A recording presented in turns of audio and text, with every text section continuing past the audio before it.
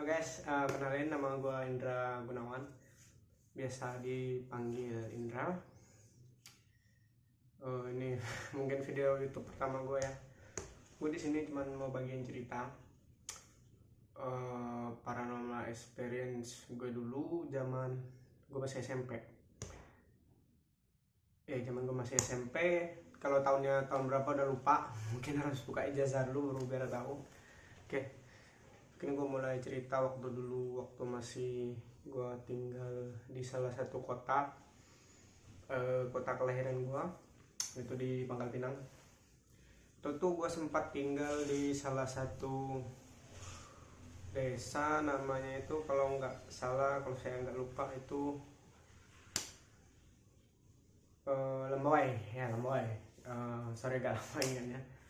Itu nama gangnya tuh Kampung Jagung. Jadi di situ biasa kan sore nih bareng keluarga, biasa lah orang tua ngelakuin aktivitas, mama biasa di belakang rumah ngasih makan ayam, nyapu-nyapu daun. Kalau bapak biasanya nonton TV, aktivitas sore udah deket-deket maghrib. Nah di sini mama itu kebiasaan kalau ada barang yang mau diambil atau mau suruh ambil barang ke dapur atau sejenis alat kerja ataupun itu, ngetok kaca. Jadi ngetok jendela, ngetok gitu, ngetok terus ngasih tahu mau ngambil apa gitu. Nah pas di hari itu mama posisi udah selesai dari belakang, karena ini udah bukan lewat maghrib, pas maghrib. Jadi mama udah selesai di belakang, papa makan di dapur. Mama posisinya kalau nggak salah lagi mandi di kamar mandi tengah. Terus aku nyetel musik. Posisi zaman dulu kan pakai kaset pakai CD. Speaker agak digedein lah, zaman lagu-lagunya Avenged Sevenfold kalau nggak salah ya hobi lagu-lagu kayak gitu loh pokoknya. Jadi muterin pas maghrib, duduk di dekat jendela yang biasa mama ngetok sambil dengerin musik. Papa udah bilang kecilin maghrib suaranya ya, cuman aku ini kan lagi enak denger musik, nggak aku kecilin. Jadi lagi azan, jadi azan. Posisi jendela itu kaca putih, memang benar-benar pure kaca. Kalau keluar kita kelihatan kan sama orang yang ngetok siapa, tapi kalau ke dalam nggak kelihatan. Jadi pas aku lagi duduk kayak gitu, mau berdiri mau ngecilin suara DVD, biar ya menghormati orang lagi beribadah. Jadi mau dikecilin, pas aku diri kayak gitu ada yang ngetok kenceng banget, ngetok tok. Aku kira mama, jadi aku toleh nggak ada orang.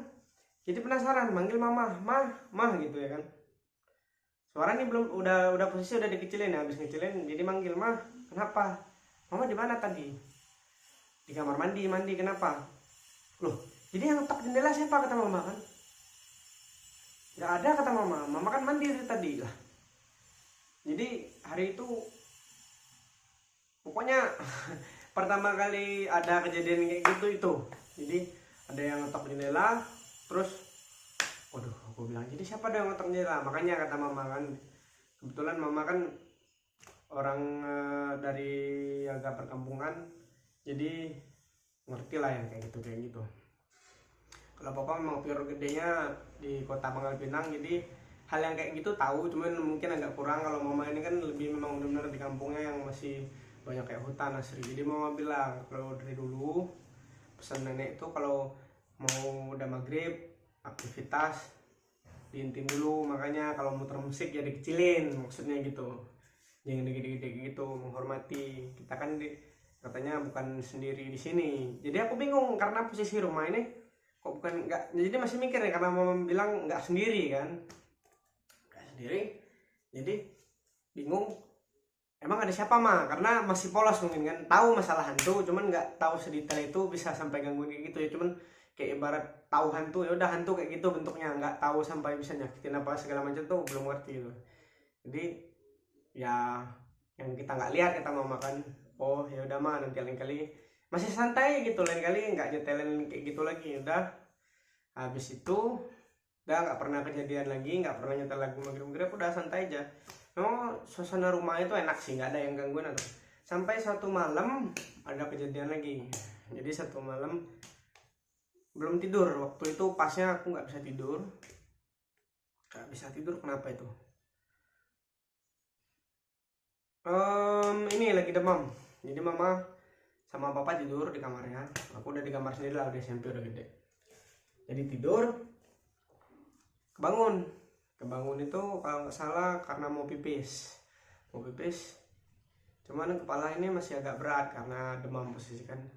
Jadi pas lagi mau bangun menuju pintu kan hidupin lampu kamar menuju ke kamar mandi. Nah ini nggak tahu ya, kalau ini baru malam itu aku dengar. Jadi pas mau jalan ke kamar mandi, galon bunyi kayak ada yang nuang air, kayak suara air jatuh itu kedengeran suara galon bunyi bruk bruk bruk bruk bruk gitu. Jadi belum ke kamar mandi kan sebelah sini, dapur sebelah sini yang ada galon sebelah kanannya. Jadi aku tengok kayak gini, mungkin ada orang, masih nggak peduli kan, mungkin tamu ada apa siapa bangun. Terus masuk dari situ, aku tengok toleh sebentar, jalan ke kamar mandi, dekat kamarnya mama sama papa. Jadi masuk, hidupin lampu, hidupin lampu, kencing, udah keluar, mama bangun, mah habis minum ya? Enggak, kata mama. Papa di mana? Dalam, Pak mama bilang. Kamu udah mendingan, kata mama. Belum, kenapa? Enggak, aku dengar suara galon bunyi kayak ada orang nuang air. Dah, biarin aja itu mah. Oh, nggak tahu karena mama nggak pernah cerita atau apa masalah galon. Mungkin mama pernah dengar atau apa, aku juga nggak tahu. Rumah itu nggak serem sebenarnya. Jadi habis kejadian galon sama itu, aku nanya sama mama, bilang, emang karena kan sempat cerita tuh ke teman-teman gini, namanya masa kecil dulu kan, cerita masalah itu gini. Jadi penasaran ditanya ke mama, mah galon di rumah, aku bilang semalam itu bunyi sendiri, kenapa sih? Ya kata mama, ya mungkin karena airnya kurang diisi dalam itu, jadi makanya dia bunyi sendiri. Orang enggak kok, aku denger dia kayak ada orang nuang air, aku bilang kayak gitu. Terus aku tanya kayak gitu, dijawablah sama mama. Sebenarnya kata dia dulu sebelum pindah ke rumah ini dibikin, ya udah nanya kayak ke orang pintar, karena memang benar-benar sekeliling rumah itu sebelah kanannya hutan gede. Pas depan rumah itu nggak jarak, ini rumah halaman depannya itu ada kebun orang nanam salak, nggak terlalu lebar sih, cuman di situ ada sumur tua satu, udah lama banget, mungkin sekarang udah nggak ada lagi. Waktu kemarin aku ada pergi buat nengokin rumah lama, ya kangen lah karena rumah dijual di situ kan. Jadi tanya sama mama, mah ini kenapa sih kata aku galon bunyi malam-malam. Aku tanya terus akhirnya mama cerita, katanya memang rumah udah pernah diliatin ke orang pintar, kata dia. Dulu katanya memang banyak yang sering lewat, maksudnya lewat itu arti kata memang jalurnya di situ. Jadi rumah nggak kenapa-kenapa, mereka nggak ganggu ya, kata orang itu. Jadi makanya ada sering aktivitas seperti itu, kok mau jangan kaget. Jadi mulai dari situ agak takut kalau mau keluar malam. Bukan keluar malam sih, kalau bangun mau kencing, bangunnya mama, karena posisi kan masih SMP kelas 1 atau kelas 6 SD sih, aku lupa itu. Oh masih SD pas saya pindah, ada SMP, sorry lalat. Jadi pas masih SD, jadi setiap kencing itu minta bangunan pokoknya, karena udah takut ada tahu kayak gitu. Mama itu nggak mau cerita karena mungkin takut aku kayak gitu. Rupanya betulan kejadian. Gak lama selang dari situ, karena nenek sakit di kampung, kita jual rumah, pindah ke kampung halamannya mama.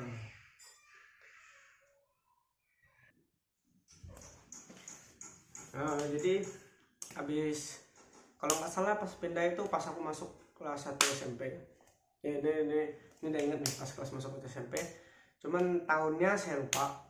Pas masuk 1 SMP, jadi pindahlah ke kampung halamannya mama,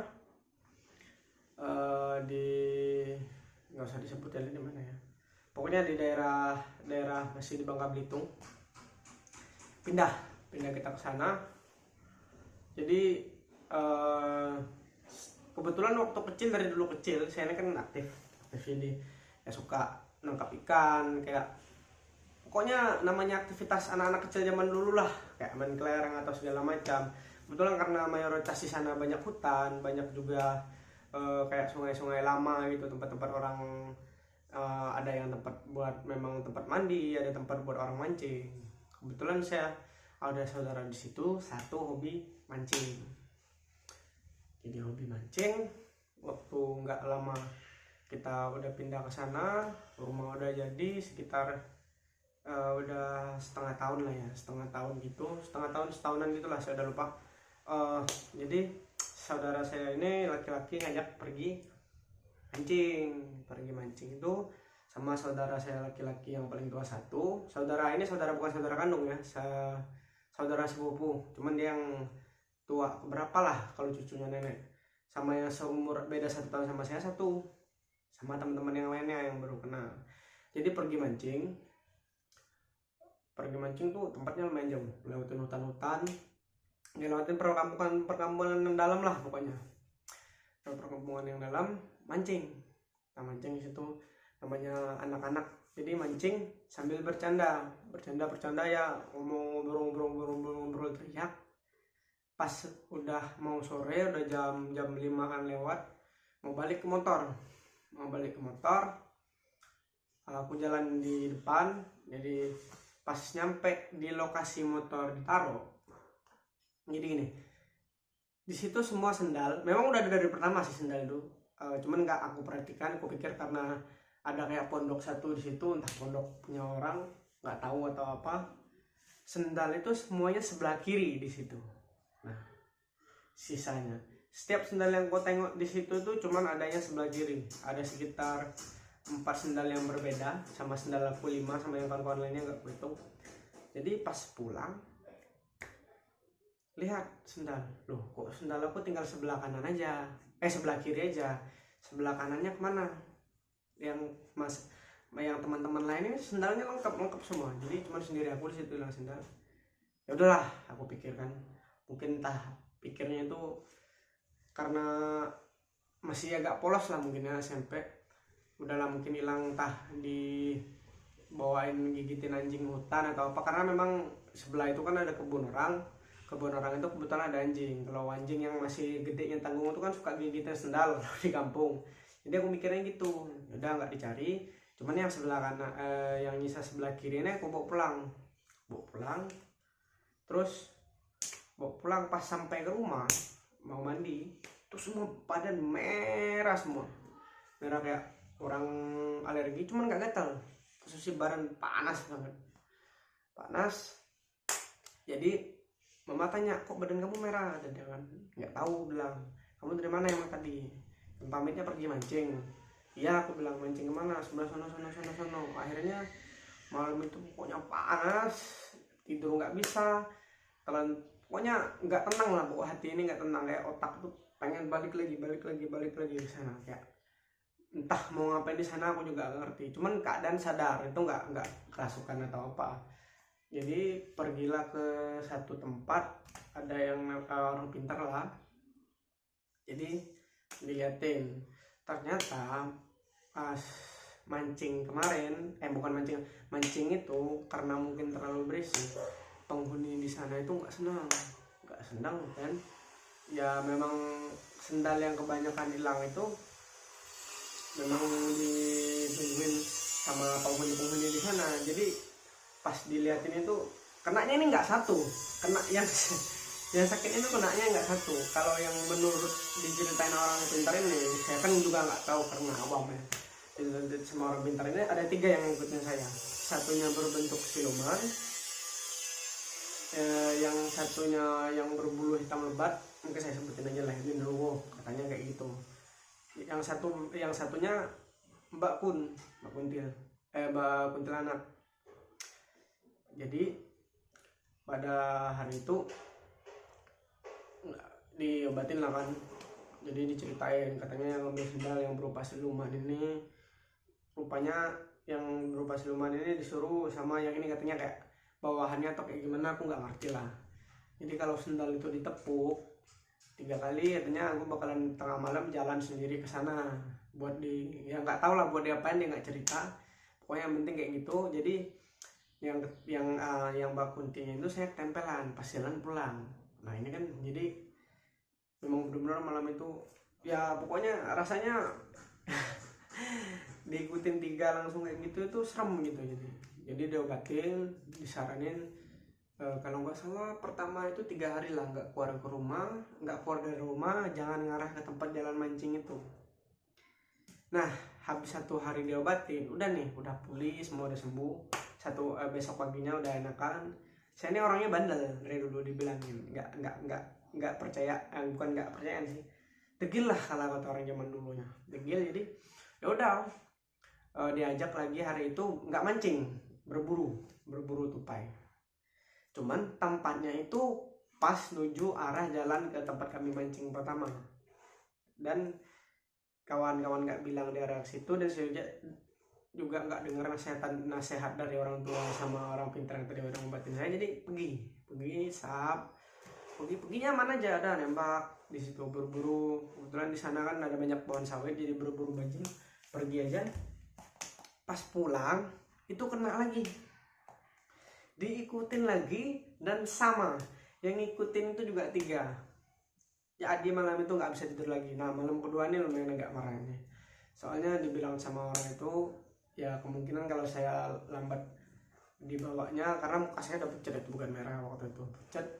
Katanya ya nggak tahu lah gimana ya, kata orang pintar itu katanya kalau telat mungkin bisa nggak lama lagi pingsan. Jadi dibawa ke sana.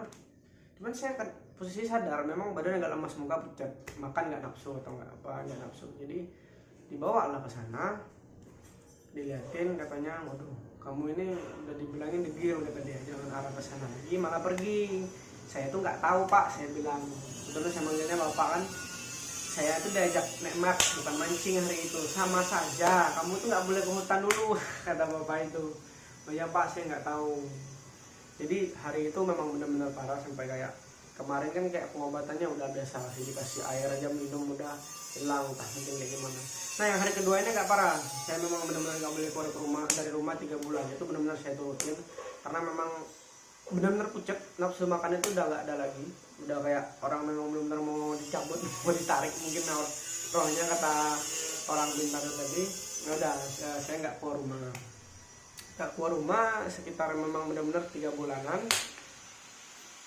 Disuruh mandi air jeruk kalau percayaan zaman di sana itu kan air jeruk dikasih doa kayak gitu. Saya juga nggak paham doanya gimana, dikasih doa dimandiin. Jadi tiap sore selama, kalau mandi jeruk itu nggak 3 bulan, tapi selama 7 hari 7 kali apa saya lupa, malam Jumat atau apa, pokoknya mandi itu. Katanya air jeruk sudah didoain, udah kamu mandiin ya, buat bersihin badan dari ada yang kena gitu. Habis setelah dari itu, nah mulailah saya percaya bahwa adanya yang kayak gitu. Dari pertama percaya adanya yang kayak gitu, cuman karena memang kita udah tanda kutip ya, karena nggak pernah nengok, kita cuma dengar suara aja, kayak ya udah gitu. Sakit itu kemarin saya pikirnya lemas itu karena memang mau masuk angin, karena manusia itu kan ada sakitnya, jadi nggak narasnya itu. Rupanya pas dibawa memang benar-benar diikutin yang 3 itu kemarin lagi. Akhirnya obatin sembuh ya udah 3 bulan tuh nggak kemana-mana.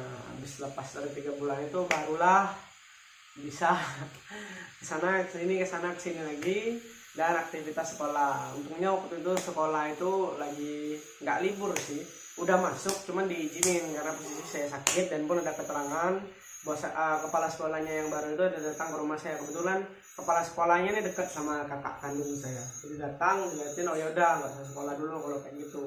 Dan kebetulan memang kalau di kampung itu masih cukup banyak sih, di kampung saya itu, kampung kelahiran mama saya itu. Nah kalau untuk cerita yang lain mungkin saya akan lanjut di next episode. Thank you.